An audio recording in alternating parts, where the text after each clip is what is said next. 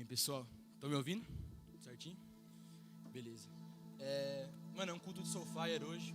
É um culto diferente. É um culto para ser parecido com a Campa mesmo.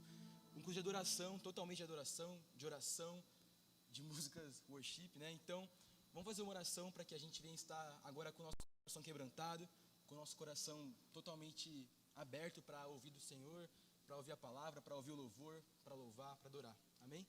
Feche seu olho aí, por favor. Pai, em nome de Jesus, te agradeço pelo dia de hoje, Pai.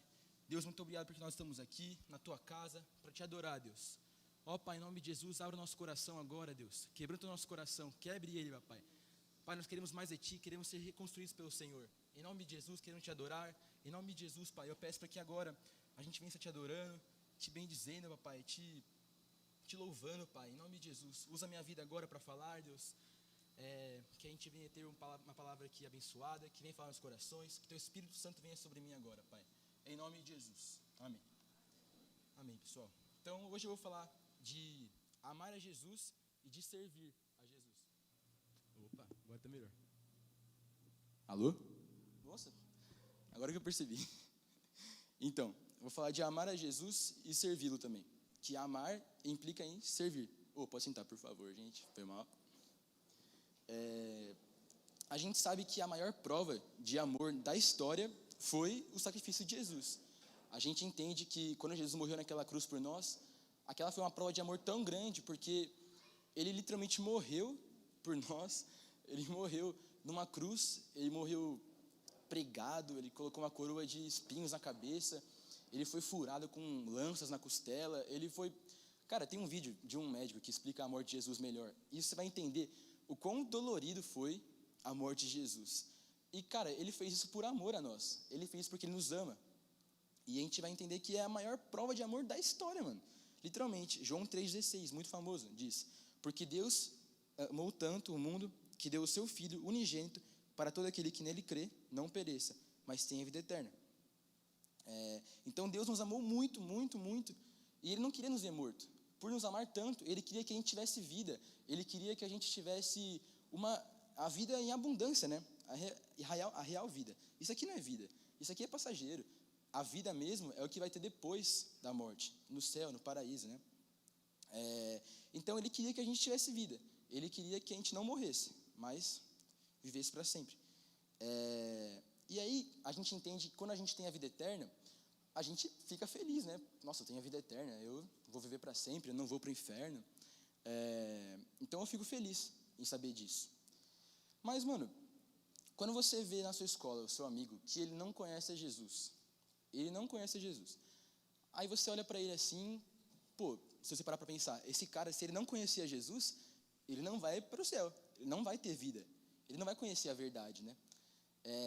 E aí, se você realmente ama esse amigo seu, se você realmente ama um familiar seu que não conhece, um amigo, não sei qual que é a sua situação, mas se você realmente ama ele, você quer que ele tenha a vida eterna, né? Você quer que ele seja feliz com você também, né? Então, a gente vai começar a pregar a palavra para ele, fazer Jesus conhecido, né? Olha, Marcos 16:15 diz assim, ó: então ele disse: vão pelo mundo inteiro e anunciem o evangelho a todas as pessoas. Quem crer e for batizado será salvo, mas quem não crer será condenado. Esse é o chamado universal, né, de Jesus, o ID. Então, Jesus ele deu esse mandamento a todos nós. Vão pelo mundo e preguem o evangelho. Vão pelo mundo e façam que as pessoas que não me conheçam passem a me conhecer, para que elas conheçam a verdadeira verdade, né? Eles conheçam a verdadeira vida, né? A verdadeira felicidade. João 21:15-17 é bem legal, diz assim, ó: quando eles acabaram de comer, Jesus perguntou a Simão Pedro: Simão, filho de João, você me ama mais do que esses outros me amam? Sim, o Senhor sabe que eu amo, Senhor, respondeu ele. Então Jesus lhe disse: tome conta das minhas ovelhas. E perguntou pela segunda vez: Simão, filho de João, você me ama? Pedro respondeu: sim, o Senhor sabe que eu amo, Senhor. E Jesus lhe disse outra vez: tome conta das minhas ovelhas. E perguntou pela terceira vez: Simão, filho de João, você me ama? Então Pedro ficou triste porque Jesus tinha perguntado 3 vezes: você me ama? E respondeu: o Senhor sabe tudo e sabe que eu amo, Senhor. E Jesus ordenou: tome conta das minhas ovelhas.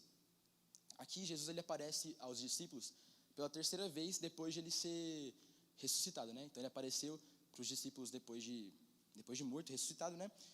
E chegou em E Pedro disse isso, né? Você me ama? Então cuide das minhas ovelhas. Se você realmente me ama, me sirva, né? O que é cuidar das ovelhas? É fazer o chamado. E fazer o chamado é servir a Cristo. Então, o amar, servir, andando juntos, né? E aí a gente tem que entender também que algum dia alguém foi como Pedro para a gente. Então alguém nos trouxe à casa do Senhor. Alguém foi como Pedro, que era o pastor, e nós somos as ovelhas, né? A gente foi a ovelha que não conhecia a Cristo, né? Mas foi instruído a conhecer Cristo por meio de algum pastor que foi como Pedro. E agora que a gente já conhece a Cristo, que a gente está na casa de Deus aqui, todo mundo que está na igreja.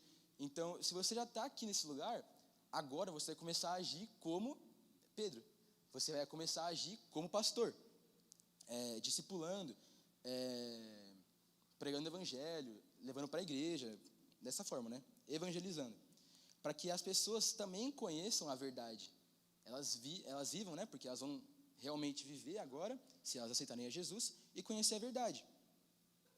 O que a gente tem que lembrar sempre é que uma das principais características de Jesus é que ele era muito humilde. A humildade era tudo, né? Em Jesus, basicamente. Jesus era a própria humildade. Marcos 10, 45 diz assim, porque o Filho do Homem também não veio para ser servido, mas para servir e dar a sua vida em resgate de muitos. Jesus, ele veio à Terra, mano, em uma manjedoura. Ele veio em uma família pobre. Ele nasceu no meio dos animais. Ele veio de uma forma assim que um rei não viria à Terra, né? Jesus, ele morreu na cruz, morreu crucificado, morreu pregado, morreu no lugar de um bandido, mano. Jesus não era para ele estar lá, era para estar um bandido ali. E o povo escolheu Jesus no lugar do bandido. Então olha que humilhante que foi a morte de Jesus. Um rei não passaria por isso. Um rei não morreria na cruz no lugar de um bandido, no lugar de um cara que fez tanto mal para o pessoal. E mesmo assim o pessoal escolheu esse cara para viver, e Jesus, que fez milagres, para morrer. Mas isso era o plano de Deus, né? A gente não pode contestar. Então, mano, Jesus, ele veio para ser o rei, né? Mas ele não veio para ser um rei da forma que a gente conhece. Ele veio para servir. Ele veio para fazer milagres. Ele veio para salvar as pessoas.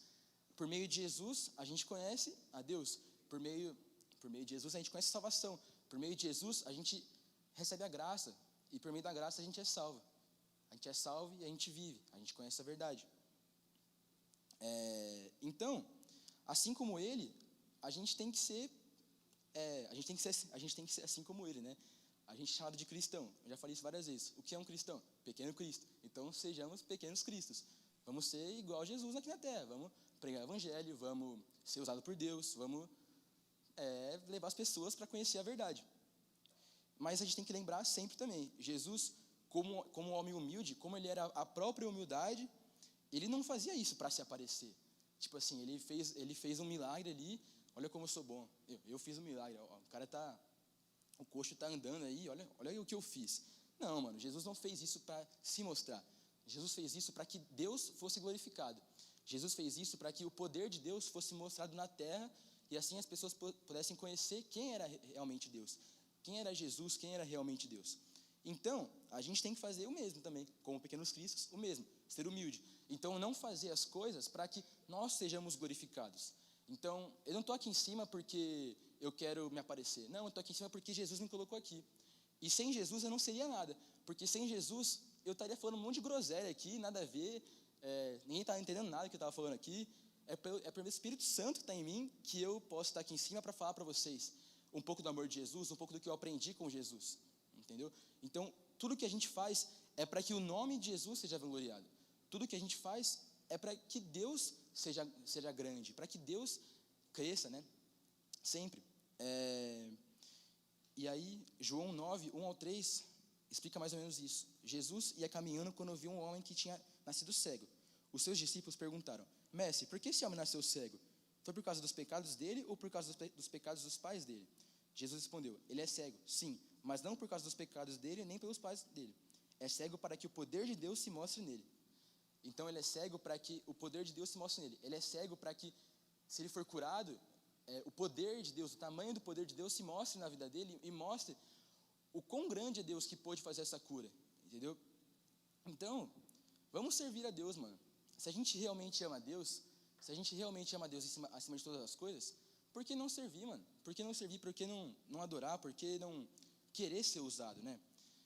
Então, assim como eu falei no começo, a gente vai estar fazendo a maior prova de amor da história, que é levar uma pessoa a conhecer Cristo, levar uma pessoa a conhecer a verdade, levar uma pessoa à vida e tirar a pessoa da morte. Assim como Jesus fez com a gente vai estar sendo igual a Cristo, não igual a Cristo, né, mas sendo usado por Cristo, né, e fazendo uma das maiores provas de amor da história.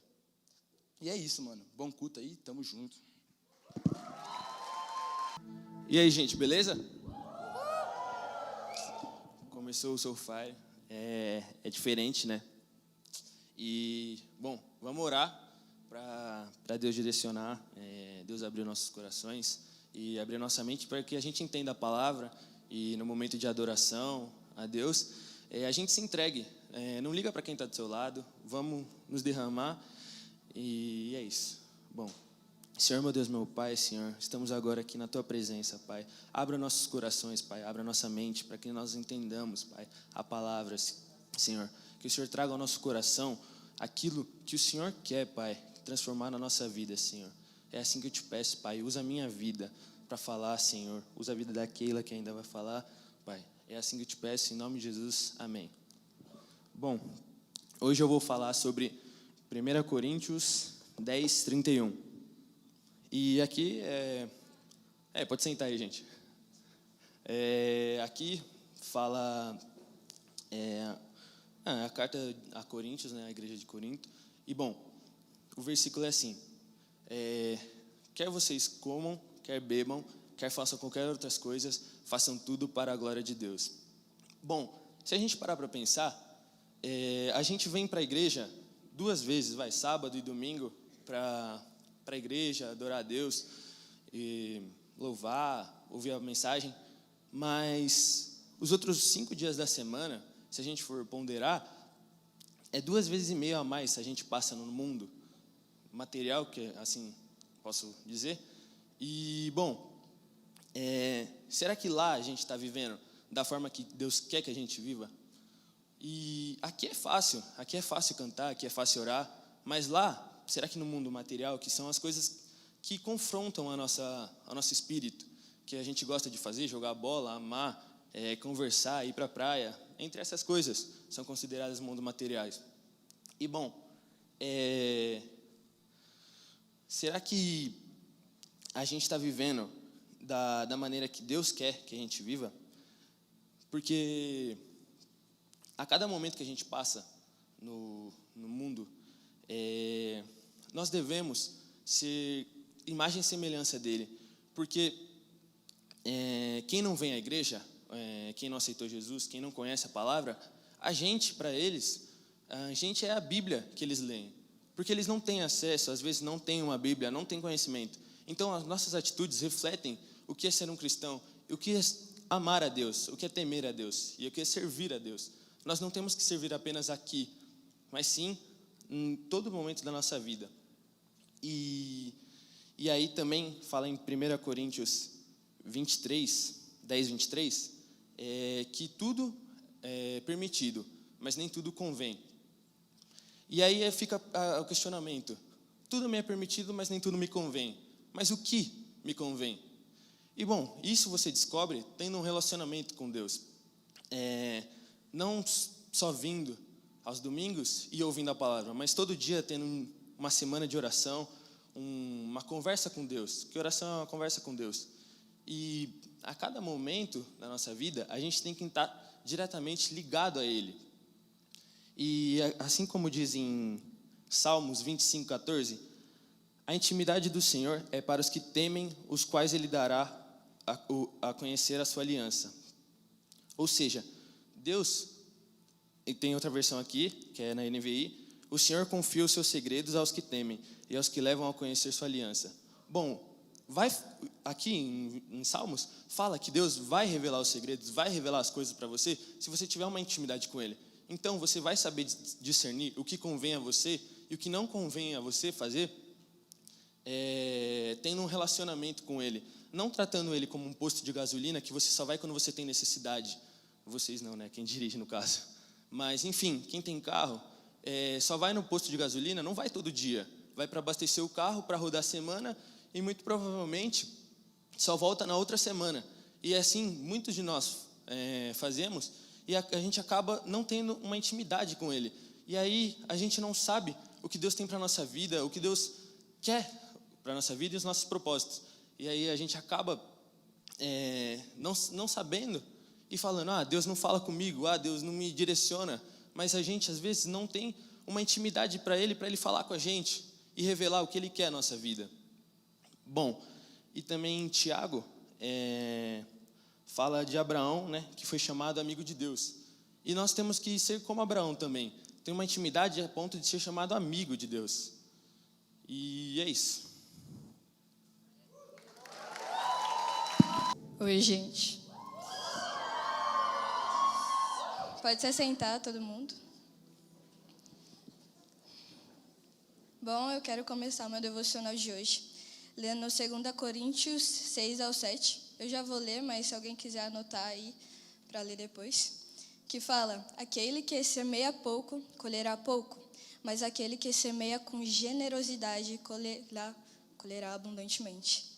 Bom, queria falar um pouco hoje a questão desse versículo em si, porque a gente já ouviu muitas vezes, não sei vocês, mas eu já ouvi muitas vezes, falarem esse versículo em questão aos dízimos e ofertas. Quando algum pastor vem aqui falar, por um momento da oração e tudo mais.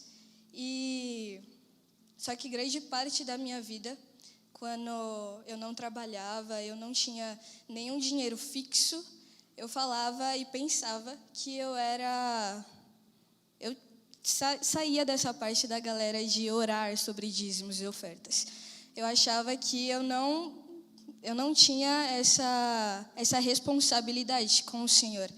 Falava, não tenho dinheiro fixo, então não tenho dinheiro para dar. Eu sou a exceção dessa galera aí, deixa o pessoal orar e é isso. Só que muitas das pessoas e muitos de nós adolescentes achamos que está tudo bem, mas não está tudo bem. Porque nós devemos entender, e é o que eu vou trazer hoje, eu vou falar sobre generosidade em questão à nossa vida. E eu quero falar hoje sobre o quanto a gente deve ser generoso com a nossa vida. O quanto um dízimo, uma oferta ao Senhor, não é só dinheiro, mas é tudo o que a gente faz. Bom, eu vou complementar tudo que o Casa falou e tudo que o Lucas falou. Incrível, mas amém. E um pouco sobre o que o Casa falou é sobre amar e servir. E completando o que eu vou falar, se a gente ama verdadeiramente a Deus, a gente faz tudo por Ele e para Ele. E se eu amo ao Senhor, eu oferto a minha vida. Eu oferto o meu dia a dia a Ele. Eu oferto o meu tempo e tudo aquilo que sai da minha boca é uma oferta ao Senhor. Então, quero que você entenda hoje o como uma oferta e um dízimo ao Senhor pode ser transformador na nossa vida como adolescente. Porque a gente tem tudo para dar, só que muitas das vezes a gente não entrega por achar que a gente é a exceção disso. E eu queria falar um versículo que é em Lucas 21, do 1 ao 4, que eu vou falar só o 3, que fala que afirmo que essa viúva pobre colocou mais do que todos os outros. Para quem não sabe da história, uma viúva, ela estava na fila para entregar os dízimos e ofertas no templo, várias pessoas colocando muitos dinheiros lá, e ela passou e colocou apenas 2 moedas. E muitas das pessoas provavelmente olharam e, julgaram ela, nossa, só 2 moedas. Só que Jesus fala que essa viúva, ela colocou mais do que todos os outros. Porque o coração dela era muito mais importante ela ser grata e generosa ao Senhor do que se mostrar aos outros aquilo que ela tinha. Não adianta a gente olhar para os outros que muitas das vezes dão muitas coisas físicas e a gente vê isso, a gente vê eles entregando. Não adianta a gente ver aquilo e se julgar por dentro para não estar trazendo tanta coisa ao Senhor, sendo que muitas dessas pessoas, às vezes, com o coração dela está totalmente vazio. A gente precisa entender que o pouco que a gente dá tem que ser de uma forma agradável ao Senhor. O pouco que a gente dá tem que ser de uma forma amável ao Senhor. Tem que ser tudo aquilo que a gente tem. A viúva tinha somente duas moedas, porque aquilo era tudo que ela tinha. Ela sabia que não importava se era pouco ou se era muito, mas aquilo era o que o coração dela mandava fazer. E ela sabia que Jesus merecia isso. Jesus merece o nosso louvor a Ele. Jesus merece tudo que nós temos. E a gente precisa ter a nossa mente aberta em questão a nossa vida com Deus. Tem um versículo, que agora eu lembrei que eu esqueci de pegar ele para ler, mas tem um versículo que fala que o nosso louvor, ele sobe como um perfume agradável ao Senhor. E sobe ao Senhor e Ele sente através de suas narinas. O quanto a gente está entendendo, o quanto nós vemos, nós mesmos adorarmos ao Senhor e a gente ter ideia ou noção de que aquilo está sendo agradável ao Senhor. A sua adoração tem sido verdadeira para Deus? Você pode vir aqui para o templo, adorar o Senhor, levantar suas mãos, levantar o seu clamor. Você pode olhar para dentro de si mesmo e falar: esse louvor está sendo levado aos céus como um perfume agradável. Ou não? A gente precisa ter isso no nosso coração, porque isso é muito importante. Como o Lucas disse, eu acho que foi o caso, mas Jesus morreu por nós. A gente precisa fazer com que o sacrifício do Senhor não tenha sido em vão. A gente precisa fazer com que a dor que Ele sentiu não tenha sido em vão. E a gente faz isso através da nossa vida, através da nossa oferta, dos nossos dízimos, através de tudo aquilo que a gente faz. E o nosso amor para com o Senhor, ele tem que ser a prioridade de tudo. Eu preciso fazer a minha parte em todas as coisas. Se eu chego da escola, eu tenho 6 horas e depois eu vou dormir, vou acordar e vou para a escola de novo. Por que você não doa metade do seu tempo para ficar conversando com o Senhor? Para ler a palavra dEle, para ser mais cheio dEle? Você tem 6 horas. Muitas das vezes, às vezes, quando eu chegava da escola, eu ficava todo o tempo que eu tinha no celular. E depois eu ficava me ocupando, eu falava, nossa, eu podia ter muito passado o tempo com Deus. Só que eu não ficava. Então, que nós vamos entender e saber administrar o nosso tempo, porque o Senhor merece isso. O Senhor merece aquilo que às vezes é coisa pequena para a gente. O Senhor merece aquilo também. E eu pesquisei o significado de generosidade, é muito legal. Fala que é a virtude daquele que se dispõe a sacrificar os seus próprios interesses em benefícios de outro. O quanto você tem sacrificado os seus benefícios em questão ao Senhor. O quanto você tem deixado de fazer coisas que você gosta, que você quer, em benefício ao reino de Deus. O quanto muitas das vezes você tem trocado rolês aqui para vir para a igreja. Então eu quero que vocês entendam e estejam em mente que a partir do momento que você ama Deus, você entrega tudo aquilo que você tem. Todos os seus passos, todo o seu falar, cada palavra que sai da sua boca, ela é enviada para os céus em forma de um perfume agradável. Então que a gente venha perceber hoje se a nossa adoração tem sido um perfume agradável ao Senhor. Amém? É isso, gente. Muito obrigada.